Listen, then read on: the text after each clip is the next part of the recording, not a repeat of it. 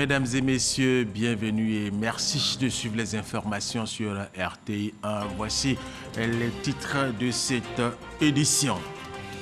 Lors de la 7e édition du traité d'amitié et de coopération entre la Côte d'Ivoire et le Burkina Faso qui s'est tenue à Yamoussoukro, le ministre des Affaires étrangères du Burkina Faso, Alpha Bari, a reconnu les avancées du TAC, mais pour des résultats plus convaincants, il invite le comité de suivi conjoint à plus de rigueur. On en parle dans quelques instants.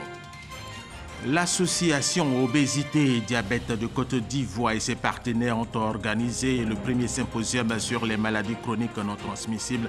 Objectif, sensibiliser la population au dépistage et former les praticiens à leur prise en charge.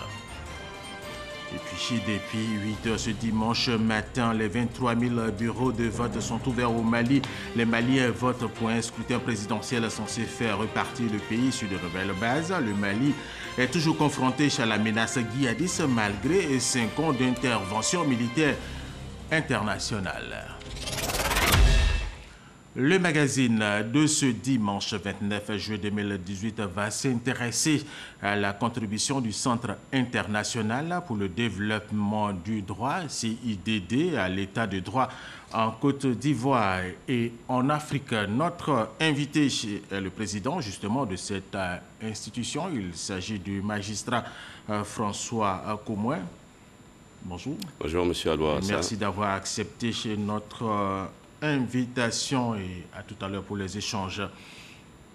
Voilà, nous vous le disions à l'instant dans nos titres, lors de la 7e édition du traité d'amitié et de coopération entre la Côte d'Ivoire et le Burkina Faso qui s'est tenu à Yamoussoukro, le ministre des Affaires étrangères du Burkina Faso, Alpha Bari, a reconnu les avancées du TAC, mais pour des résultats plus convaincants, il invite le comité de suivi conjoint à plus de rigueur.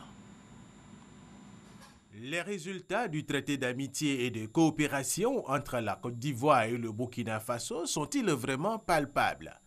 Oui, répond le ministre des Affaires étrangères du Burkina Faso, Alpha Bari, régulièrement à la tâche pour suivre avec son collègue des Affaires étrangères de Côte d'Ivoire à Montano l'évolution de ce traité. Et cela est à mettre à l'actif des deux pays qui veulent se développer et devenir des puissances régionales et internationales. À l'image de l'Allemagne et de la France, c'est important qu'il y ait cette relation-là très forte qui consolide donc les liens d'amitié entre les deux pays. Maintenant, sur le plan coopération, il y a un travail qui est fait et aujourd'hui on a des résultats, par exemple au niveau de l'approvisionnement en hydrocarbures. Il y a un accord qui a été déjà signé entre la CIR et la Sonabi qui est la Société nationale d'hydrocarbures du Burkina. Au niveau du chemin de fer, la convention de concession révisée va être introduite au Parlement burkinabé en septembre. Au niveau de la matérialisation des frontières, les comités nationaux ont été créés des deux côtés et donc ils devraient pouvoir travailler pour cette matérialisation. Il y a de nombreux résultats, comme par exemple la délivrance des diplômes. Vous savez, les étudiants, les élèves burkinabés qui font l'école en Côte d'Ivoire, qui ont des diplômes, et comme la délivrance prenait du temps, quand ils se retrouvent au Burkina, ils n'ont pas de diplôme pour pouvoir s'inscrire, ils n'ont pas de diplôme pour pouvoir passer des concours. Et donc, à ce niveau, le problème est réglé à 92%, en tout cas des délivrances. Donc, il y a quelques résultats comme ça. Et nous attendons beaucoup d'autres et c'est ce que les chefs d'État ont donné comme orientation pour qu'on aille vite. Et nous espérons qu'au comité de suivi qui va se tenir dans quelques mois, donc dans environ 6 mois, on va pouvoir présenter encore de nouveaux résultats. Le ministre des Affaires étrangères du Burkina Faso, Alpha Bari, souhaite que le comité conjoint de suivi soit plus qu'actif avec toute la rigueur pour faire bousculer les chantiers et donner des résultats convaincants dans tous les secteurs d'activité. Cela au profit du Burkina Faso et de la Côte d'Ivoire. Autre sujet dans cette édition, l'Autorité nationale des régulations des marchés publics ANRNP a organisé ici à Abidjan une rencontre d'information et de sensibilisation à l'endroit des banques et assurances sur les marchés publics. Objectif, renforcer les capacités des agents de ces deux secteurs sur la procédure de passation des marchés publics, mais également leur permettre de proposer des solutions à la problématique du financement des entreprises soumissionnaires aux marchés publics. Jean-Luc Gbangou Kwame. Considérés comme des acteurs clés du système des marchés publics, les banques et assurances n'en demeurent pas moins critiquées par les entreprises participant aux appels d'offres, notamment pour leur réticence au financement. Ainsi, durant toute une demi-journée, banquiers et assureurs ont dû déserter leur bureau pour se retrouver à l'école des marchés publics. Il est important que ces acteurs-là soient écoutés.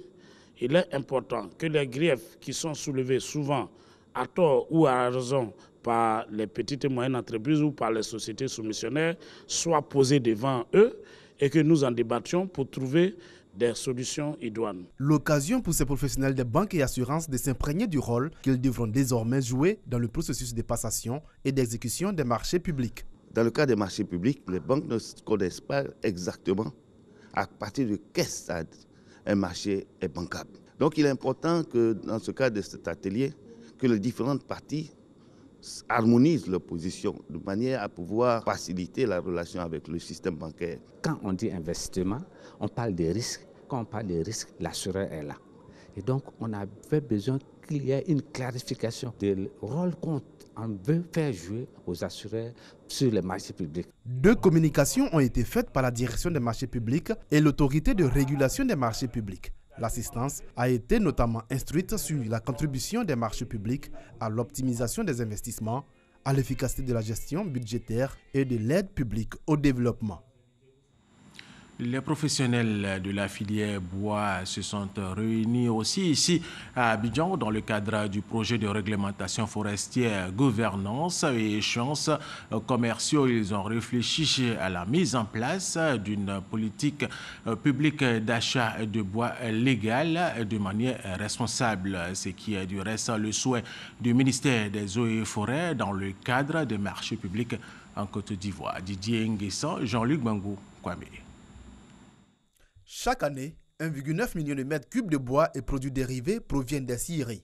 C'est moins de 10% de la consommation nationale. Pour consommer davantage le bois légal, les acteurs de la filière optent pour une politique publique d'achat responsable. Le présent projet exécuté par le ministère des Eaux et Forêts permettra de faire des propositions pertinentes visant le renforcement de la formalisation et l'assainissement du marché national du bois ivoirien. C'est l'occasion non seulement de présenter le projet à l'ensemble des parties prenantes, mais également de recueillir les avis et recommandations des uns et des autres pour une bonne conduite du projet. Au regard des besoins en bois sans cesse croissants, le partenaire technique du projet propose de formaliser le sciage artisanal, considéré comme illégal. Recourir au bois clandestin a de nombreuses conséquences pour l'économie et pour la planète. L'exploitation forestière légale entraînait une perte de plus de 10 millions de dollars US pour l'ensemble des pays. C'est des activités qui ont des conséquences pas seulement économiques, mais qui ont des conséquences aussi environnementales, même sociales, pour nos États. Chaque année, plusieurs centaines de milliers de mètres cubes de bois sont utilisés dans l'exécution des marchés publics. Deuxième grand titre de cette édition, l'association Obésité et Diabète de Côte d'Ivoire et ses partenaires ont organisé le premier symposium sur les maladies chroniques non transmissibles. C'était au centre de formation en médecine d'urgence Mohamed VI au CHU de Yopougon. Objectif, sensibiliser la population au dépistage et former les praticiens à leur prise en charge. Ami Sissoko. Symposium sur les maladies chroniques non transmissibles, MNT. Parmi les participants, Martine et Romuald. Depuis 9 ans, Martine traîne une thyroïde, une maladie qui se manifeste physiquement par un goitre et parfois par des yeux globuleux. Moi, les yeux sont sortis d'orbite pendant 9 ans. Chaque 3 mois, il faut faire un bilan, il faut faire des examens de sang. Chaque 3 mois, on doit changer les médicaments. Romuald, lui, a encore les séquelles de son AVC, accident vasculaire cérébral. J'ai fait 1 mois dans le coma. Quand je suis revenu à la vie, j'ai perdu mon côté droit. Comme il y a les traitements aujourd'hui qui parlent de ça. Donc c'est pour ça que nous, on est venus pour en prendre. On appelle maladies chroniques non transmissibles des maladies non infectieuses qui se soignent mais dont on ne guérit pas. Ce sont entre autres l'hypertension artérielle, les maladies cardiovasculaires, la thyroïde, le tabagisme, le diabète, les cancers et les maladies rénales. Selon l'OMS, ces maladies sont responsables de plus de 40 millions de décès dans le monde par an. Il ne se passe pas une seule semaine sans qu'on entende parler d'une crise cardiaque, d'une crise d'accident vasculaire cérébral. Il y a trop de mortalité et trop d'handicap liés à ces pathologies. Donc il est bon de faire un break et puis de faire le point de ce qui se passe dans notre pays, qu'est la Côte d'Ivoire. Les maladies chroniques non transmissibles ont en commun les mêmes facteurs de risque. Tabagisme, alcoolisme, inactivité physique et alimentation déséquilibrée. Ce premier symposium d'Abidjan réunit 15 pays africains et européens. Si nous martelons sur la sensibilisation, sur le dépistage précoce de ces maladies, nous pouvons endiguer la problématique des maladies non transmissibles qui sont aujourd'hui un grand frein à notre développement au niveau africain. Les résolutions du symposium seront évoquées au 3e sommet mondial des maladies chroniques non transmissibles à New York en septembre prochain. Sommet qui fera le point des avancées des différents États dans la lutte contre les maladies chroniques non transmissibles. Toujours dans le domaine de la santé, la Fondation Didier Drogba et l'organisation non gouvernementale internationale Earth Fund, depuis 2015, ont initié en Afrique un programme de santé publique permettant le dépistage de milliers de patients souffrant de maladies cardiovasculaires. La deuxième phase de ce projet a permis ici en Côte d'Ivoire d'opérer gratuitement une centaine d'enfants et d'adultes souffrant de maladies cardiovasculaires. Franck Kouadio. Bloc chirurgical de l'Institut de cardiologie d'Abidjan. Des parents attendent leur passage. Leurs enfants ont été diagnostiqués lors des séances de dépistage lancées dans plusieurs quartiers d'Abidjan et alentours par l'ONG internationale Earth Fund en partenariat avec la Fondation Didier Drogba. La phase 2, durant 3 jours, une vingtaine d'opérations chirurgicales gratuites d'enfants souffrant de cardiopathie avec pour particularité une intervention sans ouverture du thorax. Donc on passe par des vaisseaux qui sont au niveau de l'aine. On monte un petit guide et on déploie une prothèse ou un ballon qui permet de traiter la malformation qui est au niveau du cœur. Alors aujourd'hui, il y a une proportion qui est connue de manière internationale, qui touche l'intégralité de tous les pays, c'est 1%. Donc pour 100 naissances, il y a une naissance qui présente un enfant qui présente une cardiopathie congénitale. Ça, ce sont les naissances qui survivent. D'accord ? Mais ensuite, les maladies cardiovasculaires, elles intéressent aussi les enfants qui grandissent. À travers la baie vitrée, les équipes du docteur Leu interviennent sur un cas. Un enfant de moins de 2 ans, à leur côté des praticiens ivoiriens bénéficiant de cette collaboration. Et le cas qu'on vient de voir, c'est un cas de dilatation des sténoses valvulaires pulmonaires. Donc c'est un bébé de 14 mois qui avait une valve pulmonaire, donc une porte qui ne s'ouvrait pas bien. Donc ça fait que l'enfant fait de l'insuffisance cardiaque et mort peut s'en suivre. Donc il vient de bénéficier d'une dilatation de sa sténose pulmonaire, ça s'est très bien passé. Et donc à date, en tout cas, nous sommes hier on a fait 7 cas. Ce matin, nous sommes à 5, donc ça fait 12 cas qui viennent de se passer sans complications. Et puis les résultats sont plutôt très bons. En salle, des chirurgiens, mais aussi des personnalités célèbres venues d'ailleurs. Le top modèle ukrainien Alina Baïkova et l'acteur américain Gary Jordan de la série Les Experts de Miami. Je suis particulièrement touchée par le travail qui est fait dans le bloc, mais je me dis, en tant que parent aussi, comment faire pour éviter d'en arriver là? Est-ce qu'on peut prévenir? Alors il y a les maladies congénitales, donc voilà, c'est de naissance, mais pour tout le reste, comment on peut éviter que des enfants doivent passer par du bloc et par ces situations? Des cadeaux pour enfants malades, une opération sur le terrain à travers un car médical mobile, et un don de prothèses à l'Institut de cardiologie d'Abidjan en valeur environ 250 millions de francs CFA pour le suivi des malades, car à la réalité, la prise en charge des cardiopathies congénitales a un coût élevé.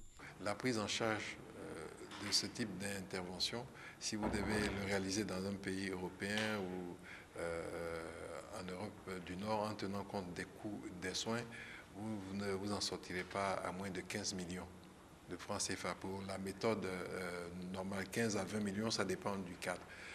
À l'Institut, nous proposons de faire ces interventions à 1 million, 1,5 million. Mais même là encore, vous êtes d'accord avec moi qu'il y a très peu d'Ivoiriens qui sont en mesure de le faire.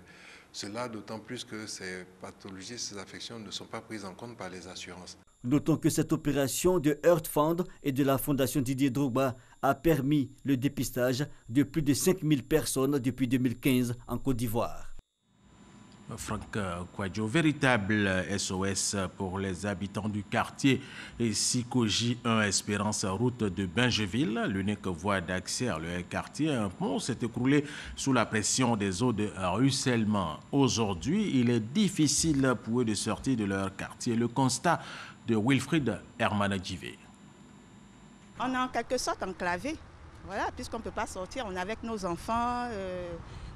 Les personnes du quartier et tout ça, on est enclavé et on vit comme ça. Il y a quelques personnes âgées qui vivent ici et qui n'arrivent pas à sortir du quartier. Route de Bingerville, quartier Sikoji 1 Espérance, le cri de cœur d'une résidente qui veut garder espoir. Il y a un mois, les fortes pluies s'acharnaient à emporter dans leur mouvement ce qui restait de l'unique voie reliant le quartier au reste de la commune. Nous tirions alors la sonnette d'alarme. Aujourd'hui, les piliers sont bien en place, mais décoiffés de bitume. Cette voie n'existe plus. Nous retrouvons le président du quartier que nous avions interrogé la première fois. Il nous raconte le calvaire des résidents. Il a plu hier et aujourd'hui, aucun piéton ne peut sortir. Le peu de raisins qui reste est là et attend. Notre cri de cœur, c'est que de la même façon qu'il pleut et qu'il y a des travaux de démolition, il pleut et il y a des travaux de réhabilitation, on peut aussi, en ce même temps de pluie, essayer de réhabiliter cette voie, ce pont-là, une bonne fois pour toutes. Que tous ceux qui sont habilités à travailler puissent venir faire quelque chose, au moins temporaire et plus tard définitif, pour que nous puissions aussi connecter à la vie d'Abidjan. Voilà un câble, voilà, c'est coupé et le câble est dans l'eau. On ne sait pas ce que c'est. Si c'est l'électricité, ça veut dire que c'est un danger. Nous sommes allés voir de plus près. C'est un câble électrique qui flirte avec les eaux. Le précipice est devenu une véritable attraction. Tenez, l'instant de son passage, cet homme a marqué une halte pour se faire son idée de l'étendue des dégâts. À 300 mètres de cette voie, côté ouest, un passage piéton avait été engagé. Lui aussi n'a pas été épargné par les eaux de ruissellement. Désormais, pour sortir du quartier, il faut enjamber une clôture. Le terrain est glissant et pour s'y engager, il faut faire preuve d'une certaine agilité. Au cas échéant, c'est la chute assurée. Si on n'est pas assez prudent, voilà, on fait assez de gymnastique pour pouvoir sauter et on peut se faire même apporter par l'eau de ruissellement. La vie n'est vraiment pas agréable ici. C'est difficile pour nous de se déplacer, de bouger. On ne peut pas avoir de visite. Même quand nos parents viennent nous dire Yako, ils s'arrêtent de l'autre côté pour nous dire Yako ici. Exprimer son soutien et sa solidarité tout en se tenant de l'autre côté de la voie, totalement déconnecté de la réalité et du vécu des riverains, un schéma que les résidents du quartier de Sikoji 1, Espérance, route de Bingerville, aimeraient bien voir s'achever pour des solutions plus pratiques. Wilfried Herman Ndivé. Le réseau des professionnels de la presse en ligne vient de lancer sa traditionnelle cérémonie de distinction. Le prix Alfred Damoussa et Samba Kone vont récompenser les meilleurs acteurs dans ce milieu. Les journalistes et organes de presse en ligne ont jusqu'au 24 octobre prochain pour présenter leur production. Serge Colliard. Les journalistes de la presse en ligne de l'espace CEDEAO à l'honneur avec 2 grands prix. La 4e édition du prix Alfred Damoussa du meilleur journaliste pour la promotion de la paix et de l'intégration dans l'espace CEDEAO et la 2e édition du prix Samba Kone de la meilleure entreprise de presse numérique. Ces prix interviennent pour faire la promotion des médias numériques de Côte d'Ivoire à travers le prix Samba Kone de la meilleure entreprise et pour faire également la promotion de l'excellence journalistique donc, au niveau donc, des journalistes dans l'espace CEDEAO. C'est une manière de contribuer à ce que notre secteur d'activité, qui est la presse numérique, qui est méconnu du grand public, soit reconnu comme un secteur d'activité à part entière du journalisme, dans lequel il y a des médias sérieux qui font un travail sérieux que nous voulons mettre donc en lumière. Le président du comité d'organisation de ces différents concours, Joël Nianzou, invite tous les journalistes et entreprises de presse à se mobiliser pour participer à la compétition. Seront prises en compte pour cette année les œuvres publiées ou diffusées entre le 1er janvier 2018 et le 24 octobre 2018 sur Internet dans une rédaction constituée et structurée. Le REPRELSI bénéficie du soutien de la CEDEAO qui l'encourage à poursuivre ses efforts pour la promotion de la paix par les médias en ligne. La représentante de la commune de Cocody, Lou Tapé Stéphanie, est la gagnante du concours Aoulaba 2018 qui a eu lieu hier samedi au Palais de la Culture de Treichville. Elle arrive en tête des 10 candidates avec 189 points sur 210. Patricia Oumouetia. Démarche gracieuse, rondeur bien structurée, un port altier fulgurant qui semblait écraser celui devant qui elle s'inclinait. Il s'agit de la candidate numéro 5 de la commune de Cocody. Elle est la gagnante du concours Aoulaba 2018. Je suis tellement fière de moi. Je remercie le Seigneur et je remercie toute la population qui s'est déplacée pour moi. Je remercie tout le monde. Stéphanie Tapelou succède ainsi à Marcel Léhi Okobé, un trio approuvé par le public. C'était mon choix, c'était effectivement le trio. C'était les 3, le 5, le 6 et le 7. Sans même la connaître, la première fois ils l'ont soutenu et puis voilà. En liesse, le public découvre les 10 candidates à travers les 3 passages, en boubou, en pagne et en tenue traditionnelle. C'est au terme de ces 3 passages que le jury a proclamé Stéphanie Tapelou vainqueur. Pour cette 12e édition, la Aoulaba et ses saramans sont repartis avec plusieurs lots en nature et en espèces. La particularité du concours Aoulaba est de faire la promotion et de valoriser les femmes aux courbes généreuses.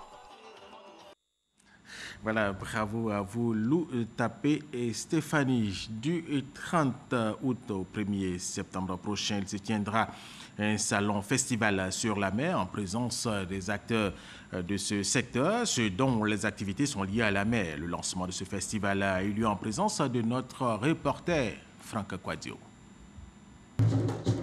La mer et les plans d'eau en Côte d'Ivoire constituent 302 000 km de territoire, presque la superficie terrestre du pays.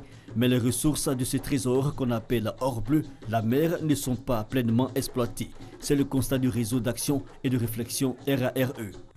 Donc nous avons voulu créer une plateforme pour permettre aux Ivoiriens qui ont toujours, je dirais, le dos tourné vers la mer, pour permettre aux Ivoiriens de se tourner vers la mer et d'exploiter suffisamment les ressources de la mer.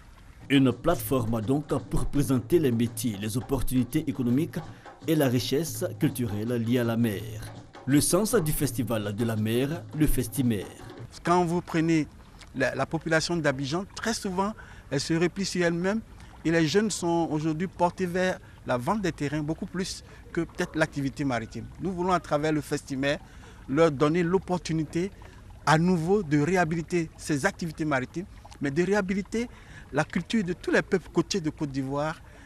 J'entends par là la musique et danse des peuples côtiers, mais également l'art des peuples côtiers de Côte d'Ivoire à travers le Festimer. Au-delà de l'aspect festif, l'événement, ce sera surtout un forum économique pour repenser les priorités pour une meilleure exploitation de notre surface maritime. La 2e édition du Festival de la mer de Festimer aura lieu du 30 août au 1er septembre prochain au Palais de la Culture d'Abidjan-Treichville.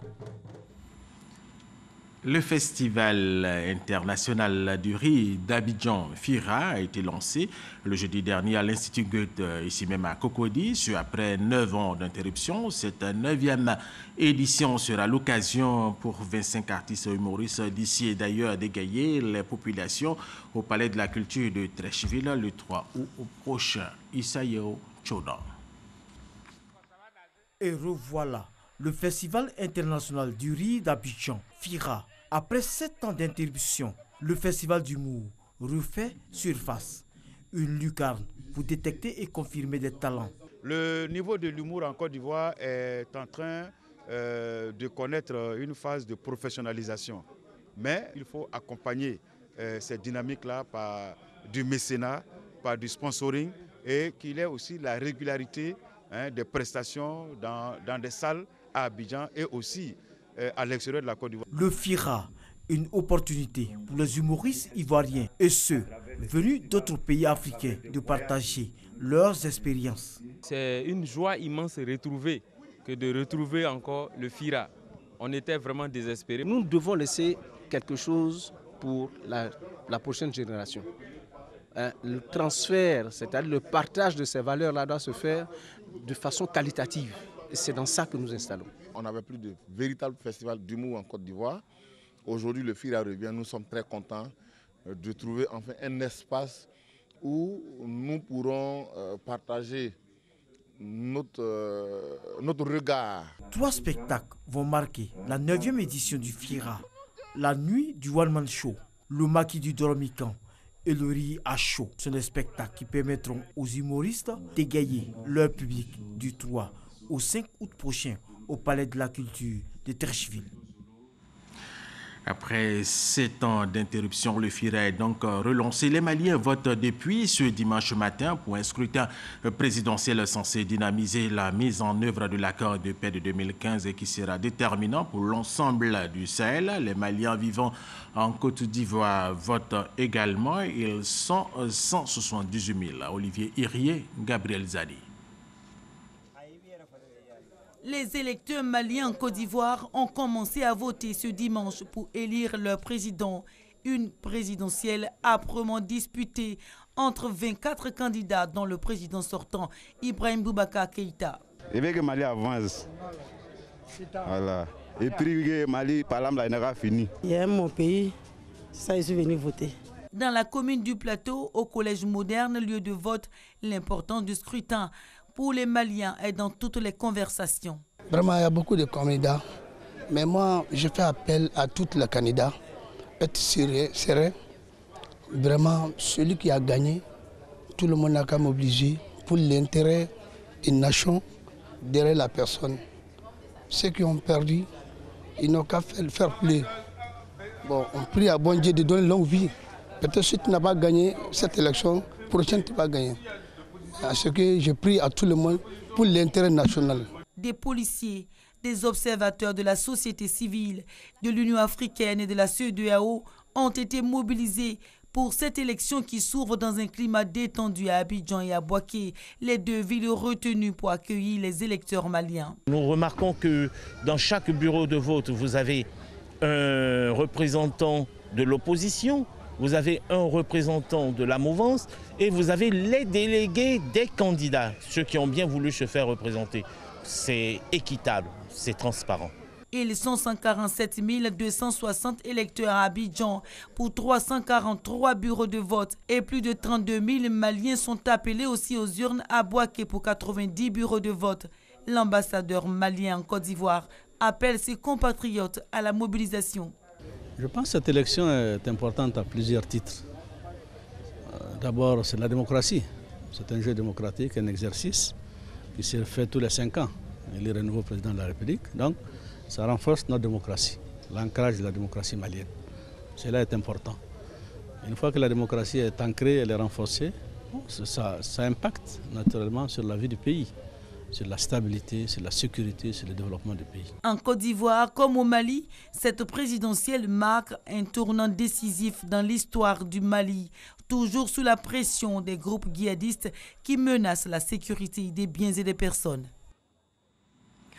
Depuis 8 heures ce dimanche matin, les 23 000 bureaux de vote sont ouverts au Mali. Les Maliens votent pour un scrutin présidentiel censé faire repartir le pays sur de nouvelles bases. Le Mali est toujours confronté à la menace djihadiste malgré 5 ans d'intervention militaire internationale. Retrouvons nos envoyés spéciaux au Mali, Sidonie Ouaka Davila et Barnabé Conan. Centre de Sébéni-Cro dans la commune 4 du district de Bamako. Dès 8 heures, à l'ouverture officielle des bureaux, ils étaient nombreux à attendre leur tour pour voter. Djibril Tunkara est le premier votant dans le bureau 35. J'ai trop de choses dans la journée, donc pour ne pas amputer sur mes autres programmes de la journée, Je suis venu très tôt. J'ai accompli un devoir de citoyenneté ça me fait beaucoup plaisir. À 100 mètres de là, un autre centre, on note également une affluence et un engouement des électeurs. Je viens de voter, c'est dans le calme, ça s'est bien passé aussi. Je viens de voter, vraiment ça se passe bien. La manière dont c'est organisé, vraiment, je suis satisfait. Aucun incident signalé, seulement quelques électeurs qui ont du mal à retrouver leur bureau de vote ou leur nom sur la liste. J'ai ma carte d'électeur, j'ai ma carte d'identité, je viens pour prendre le rang, on me demande encore de vérifier sur la fiche. Vraiment, je trouve que ça, c'est pas normal. Dans les 2 centres visités dans la matinée, le matériel est en place, le personnel affiche comme le vote se déroule normalement dans le calme.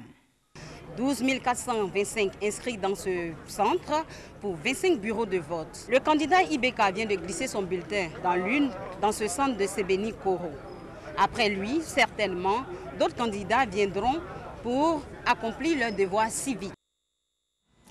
Voilà, le magazine de ce dimanche 29 juillet 2018 s'intéresse à la contribution du Centre international pour le développement du droit CIDD à l'état de droit en Côte d'Ivoire. Et en Afrique, notre invité, le président de cette organisation, de ce centre, il s'agit du magistrat François Komouachi. Monsieur Komouachi, merci d'avoir accepté notre invitation, l'invitation de la rédaction de RTI 1. Avant notre entretien, nous allons suivre ce reportage de Patricia Oumou-Etia où les 25 ans du CIDD ont été célébrés. Une grande aventure démarrée il y a 25 ans qui se concrétise aujourd'hui par la célébration d'un anniversaire. Un anniversaire au cours duquel plusieurs partenaires du droit ainsi que les membres qui ont participé au concours de la meilleure plume ont été distingués. Beaucoup de fierté pour notre organisation d'avoir été distinguée et aussi ça nous met aussi une certaine pression toujours pour continuer, pour faire progresser le droit et l'état de droit, comme a dit le professeur Komouachi, dans notre pays et sur notre continent. Le Centre international pour le développement du droit, CIDD, a 25 ans. Beaucoup d'événements ont parsemé son parcours au service de l'état de droit. Formation, recherche, études, sensibilisation des populations au droit. La vision du centre est de contribuer au progrès économique, social et culturel de la Côte d'Ivoire. Après 25 ans d'activité et de travail au service de l'état de droit, le bilan est jugé positif par Komouachi François, président du centre. Selon lui, il faut vulgariser le droit afin d'informer, renseigner et sensibiliser les populations.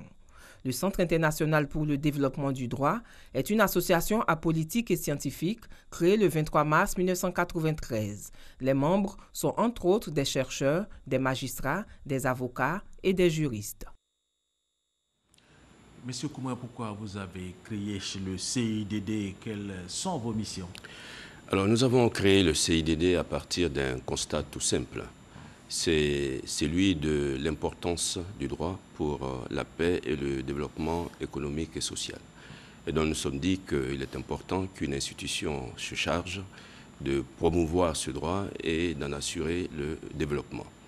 La mission que nous sommes assignés, elle est double. La première, c'est, comme je le disais, promouvoir le droit, et entendu comme ensemble des règles qui régissent la société. Et puis la deuxième mission, c'est contribuer à la consolidation de l'état de droit, entendu simplement comme un état dans lequel tout le monde, gouverné et gouverné, sont soumis au droit.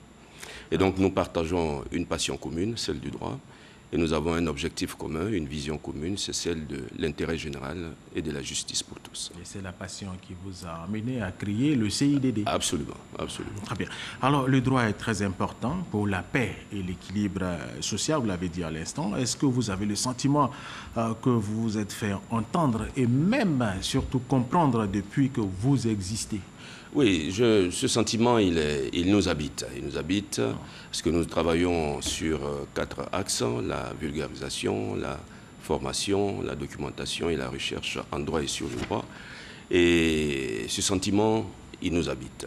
Toutes les personnes qui nous ont approchés ou que nous avons approchés dans le cadre de nos activités ont bien compris ce consensus qui doit s'instaurer, à savoir que c'est le droit qui sauve et non la force. Très bien. Alors, vous avez parlé de documentation, ce qui retient notre attention. Qui dit documentation dit moyen. Absolument, ouais. S'il faut des documents, il faut des moyens pour pouvoir faire parvenir ces documents aux populations. Comment vous y prenez? Alors, nous avons, du point de vue des ressources, nous avons nos ressources propres, nous avons les produits des activités, nous avons aussi des partenaires qui nous appuient pour que nous puissions faire en sorte que le droit puisse se rapprocher des uns et des autres. Évidemment, il y a encore beaucoup de choses à faire à cet égard, mais nous sommes sur la bonne voie et nous pensons que petit à petit, et peut-être aussi par onde concentrique, en voyant ce que nous faisons, peut-être que d'autres se joindront à cette belle aventure qui est la promotion du droit. Très belle aventure. Est-ce que les partenaires sont ivoiriens déjà? Et de toute nationalité. Très bien. Alors, est-ce que les Ivoiriens connaissent leurs droits de façon générale? Alors, de façon générale, je peux vous dire oui. Parce que nous avons un adage en droit qui dit que nul n'est censé ignorer la loi. Mais évidemment, vous me direz que votre réponse n'est pas satisfaisante et vous aurez raison. Mais c'est vrai, dans les faits, on constate que la culture juridique n'est pas très élevée. Et donc, ce qui est le plus important, c'est d'œuvrer à ce que de plus en plus les Ivoiriens puissent connaître leurs droits. Et ça, c'est la responsabilité de tous, des pouvoirs publics, bien entendu, de la société civile et de chacun des habitants de ce pays. Alors, point oui, point non, on entend des Ivoiriens dire « je connais mes droits ». Je connais mes droits, alors qu'en réalité, il n'en est rien du tout. Alors, qu'est-ce que vous faites, vous, à votre niveau, au niveau du CIDD, pour vulgariser le droit sur le plan national? Alors, la vulgarisation du droit est une entreprise exaltante, mais difficile. Très bien. Exaltante parce que amener le droit aux populations, c'est quelque chose de très exaltant. Difficile parce que le taux d'alphabétisation ou d'analphabétisation, c'est selon. C'est selon, tout à fait. Fait qu'il faut arriver à trouver un système qui permette de traduire le droit dans les langues vernaculaires pour que les populations comprennent les règles qui les régissent. Normalement, le droit est un produit de la société, mais tout le monde sait, par rapport à l'histoire des pays africains, que le droit, en grande partie, a été importé, jusqu'à ce que, petit à petit, nous arrivions à le substituer un droit qui soit conforme à nos réalités locales. Et donc, il faut arriver à cela. Tout le monde n'est pas allé à l'école. Comment allez-vous vulgariser le droit auprès des paysans qui sont au village, qui ne sont pas allés à l'école? Vous n'allez pas aller leur réciter le code civil, ils n'y comprendront rien. Donc, il faut trouver un système pour qu'ils puissent comprendre. Alors, nous travaillons sur nous utilisons les médias. On a des émissions radio diffusées, on a des plaquettes d'information, on a des cliniques juridiques. Et nous allons au contact. Vous êtes là actuellement sur RTI? Oui, absolument. Voilà. C'est une façon de vulgariser aussi le droit. Et nous allons au contact des populations pour leur expliquer des choses. Et parfois, on a des surprises. Parce qu'on pense que les populations connaissent le droit, ce qui n'est pas le cas. Mais on pense aussi que les populations adhèrent au droit qui les régissent, alors que parfois, par les questions, on se rend compte que les populations soit résistent à ce droit et parfois même développent un comportement qu'on peut qualifier de combat contre le droit. Bon, donc, il y a tout un travail à faire pour les amener à accepter le droit qui les régit. Alors peut-être très rapidement, comment développer, comment vulgariser le droit en tenant compte justement de nos traditions? Alors, vulgariser le droit, d'abord demandons-nous qui doit vulgariser le droit. Il me semble que la responsabilité incombe d'abord à l'État. Puisque c'est l'État qui produit le droit. C'est l'État qui a entre ses mains ce qu'on appelle les sources formelles du droit, c'est-à-dire la loi, les règlements, etc. Donc c'est l'État qui produit le droit. Et donc l'État a l'obligation de sensibiliser les citoyens au droit qu'il produit, qui est censé les régir.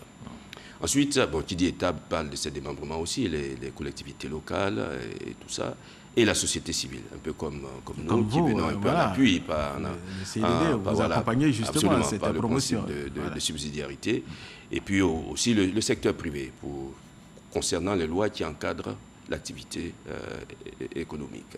Maintenant, comment y arriver?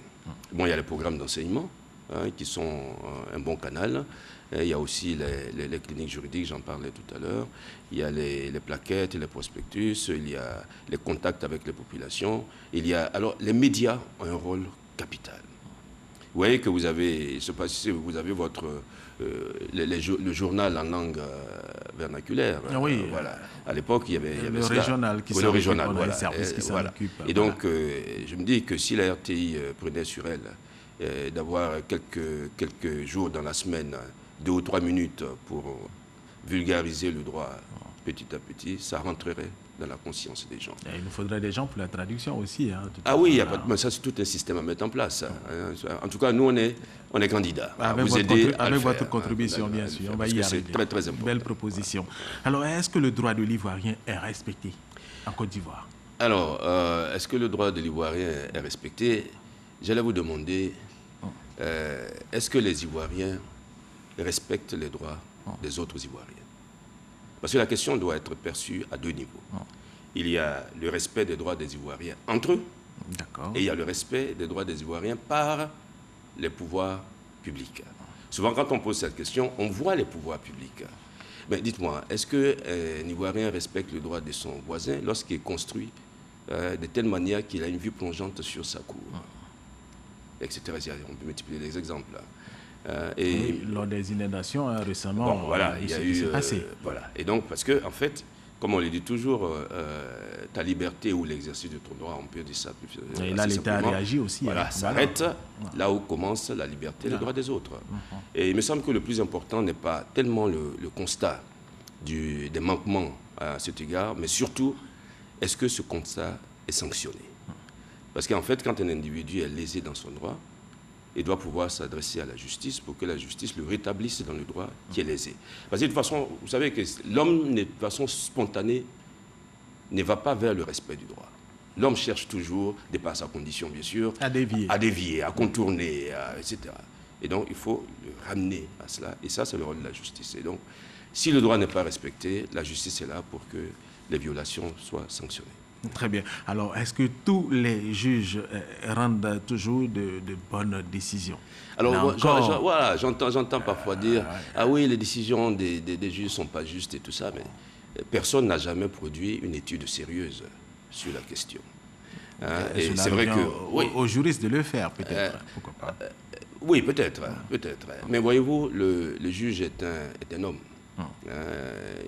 Il partage comme vous et moi la condition des hommes, c'est-à-dire qu'il peut commettre des erreurs. C'est pour ça que dans l'organisation judiciaire, il y a le principe de la hiérarchisation des juridictions, pour que les erreurs commises par les juridictions inférieures soient corrigées par les juridictions supérieures. Ça fait bientôt 30 ans que je suis dans la magistrature et je dois vous dire que je suis témoin de ce que beaucoup de juges, et la plus grande majorité, dans des conditions quelquefois difficiles et même au péril de leur vie et de leur santé, font tout pour respecter leur serment et faire honneur à la justice. Alors dites-nous, on parlait de la Côte d'Ivoire et jusque-là, nous sommes apaisantés sur la Côte d'Ivoire. Est-ce que l'état de droit existe en Afrique? Bien sûr, non, au-delà de notre pays, la Côte d'Ivoire. C'est une vaste question qui devrait appeler une vaste réponse. Allez-y. On ne peut pas faire ça ici parce que, bon, vous allez me dire... Vous avez quelques minutes quand même, on va y aller. Bon, de toute façon, on va le dire de façon assez simple. C'est-à-dire que quand on lit les constitutions des pays africains, on se rend compte que ces pays sont effectivement des États de droit. Parce que tous les principes, ils sont. La séparation des pouvoirs, la soumission de tout le monde au droit, etc., etc. Tout est là. Évidemment, dans les faits, on constate quelques obstacles, disons quelques pesanteurs qui gênent ce processus.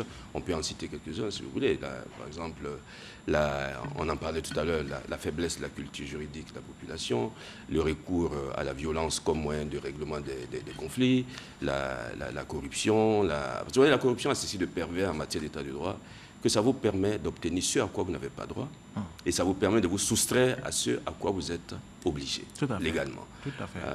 Il y a ça, il y a la culture de la non-rédévabilité, il y a beaucoup d'autres choses.